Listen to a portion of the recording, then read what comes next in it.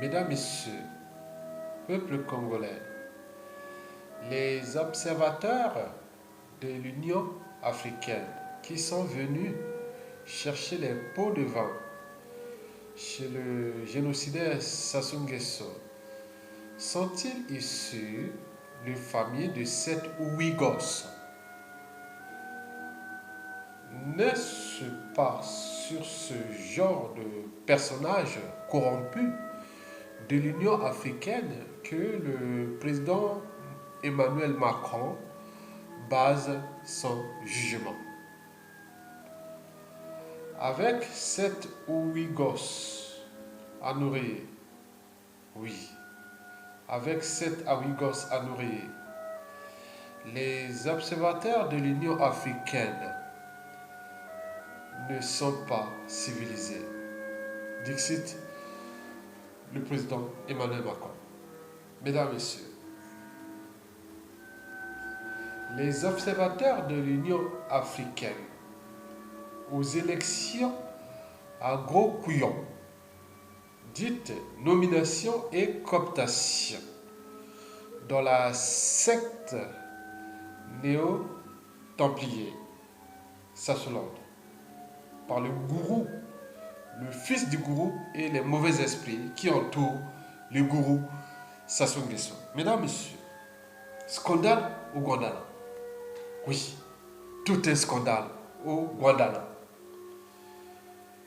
Les observateurs de l'Union africaine n'ont pas trahi leur sale réputation. Ils sont d'ailleurs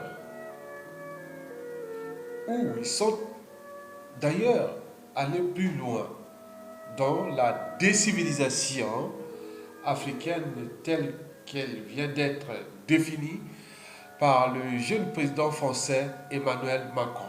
Mesdames, Messieurs, scandale au Guandana. Oui, scandale au Guandana. Les observateurs de l'Union africaine n'ont pas trahi leur sale réputation. Et pour cause. Près de 97% d'entre eux ont vu pour ne pas voir la tricherie de masse. Je répète, mesdames et messieurs, 97% d'entre eux ont vu pour ne pas voir la tricherie de masse aux législatives illégales et illégitimes organisées par la secte néo-templier Sassoulande. Tricher sans problème, c'est venu connu. De toute façon, on s'en fout du peuple congolais. Cela veut dire qu'ils étaient là simplement venus pour jouer un rôle, celui d'auxiliaire à la tricherie électorale, législative, illégale et illégitime. Oui, la honte de l'Afrique. Alors, dans ces conditions, comment peut-on respecter les Africains ailleurs dans le monde? Mesdames, Messieurs, dans ces conditions, peut-on respecter les Africains ailleurs dans le monde? Mesdames, Messieurs, scandale au Guandana. Les observateurs de l'Union africaine n'ont pas trahi leur sale réputation. Et pour cause. Oui, les observateurs de l'Union africaine n'ont pas trahi leur réputation. Et pour cause.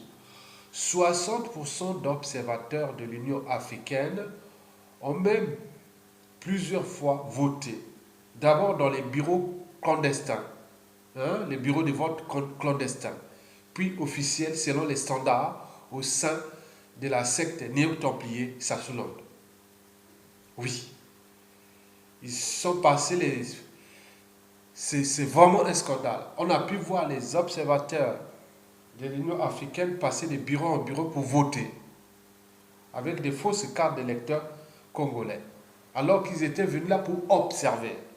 Ils sont venus là simplement pour encaisser la tricherie et en même temps faire de l'argent. Mais pire encore, c'est que certains ont voté. 60%, c'est énorme.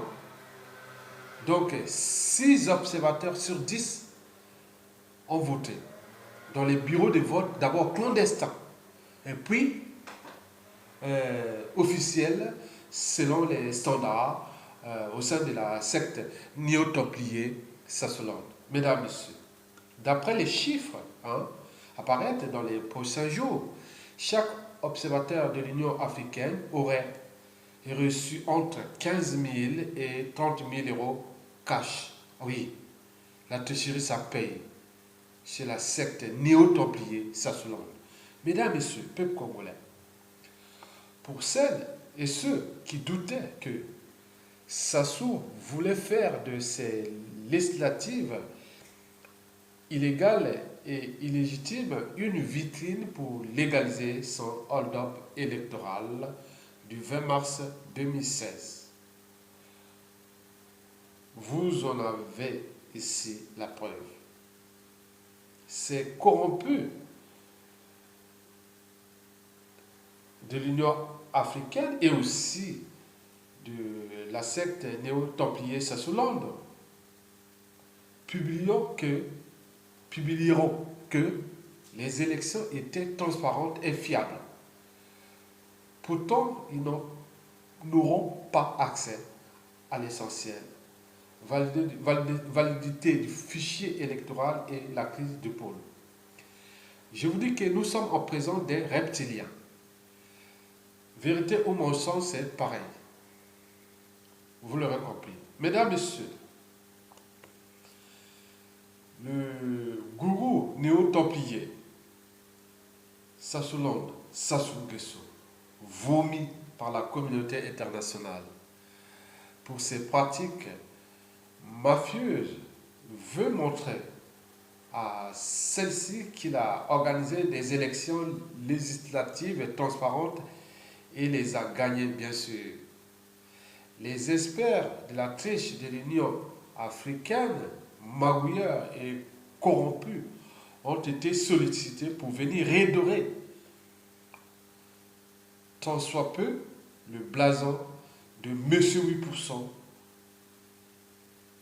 terni par les 33 ans de dictature sauvage, barbare, liberticide, antisociale et surtout criminogène.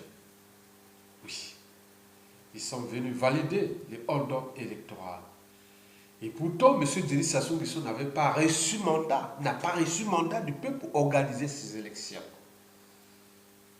Mais, comme on est dans la décivilisation, et que comme nous sommes au gondolin, et voilà. Donc, il a organisé ça malgré que le peuple lui a pas donné mandat d'organiser ça. Mais aux yeux des reptiliens, c'est-à-dire ceux ou celles où la vérité ou le mensonge c'est pareil. Donc qu'est-ce que ça peut faire?